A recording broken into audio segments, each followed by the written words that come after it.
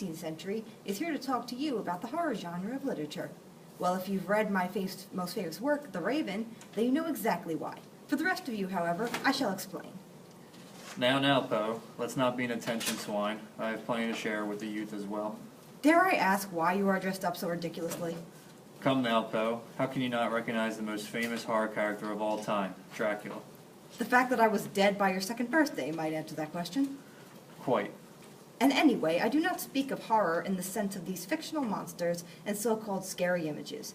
I speak of the true horror, the mind of man and the insanity we are all capable of.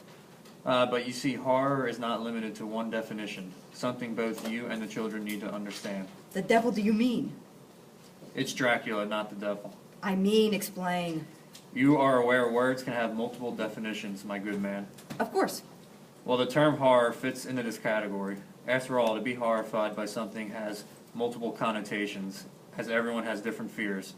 Some fears what is seen, while some fear the unseen. Some are horrified by monsters of the mind and others of the reality. Ah, I see your point. Fear can come from anywhere, after all. Precisely.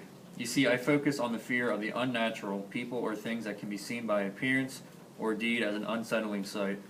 Monsters and ghouls may not be widely accepted as reality in their more dramatic forms, but nonetheless they are visual and real threats. However, I tend to look at horror from the perspective of the mind, the unreal or too real, things that relate to human fragility. The mind is a powerful enemy when provoked, and can create what others would view as unimaginable terrors, but are the imagination taking creative control of the individual's mental state. So in layman's terms, my horrors are monsters, ghosts, and scary stories. And mine are horrors of the unsettling mind and imagination, stories of human insanity. Can you now see what I mean by multiple definitions of horror, Poe? No, I did not count multiple, I counted 2. Multiple insinuates more than one, not a million, Poe. Dear me, temper, Stoker. Or should I call you Dracula? You do not deserve the privilege. Dracula is a sacred character in the world of horror. And a madness in the world of literature.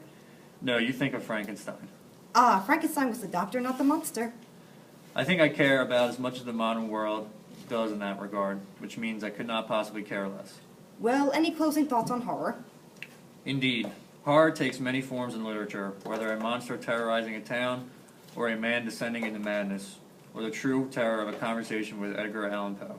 Buffoon. I am one of the most celebrated poets of all time. Yet you must share that spotlight with Shakespeare. Oh wait, he surpassed you by not focusing on horror. All right, this conversation is over. I hope you children enjoyed our lesson and have learned more about horror and literature. Good day.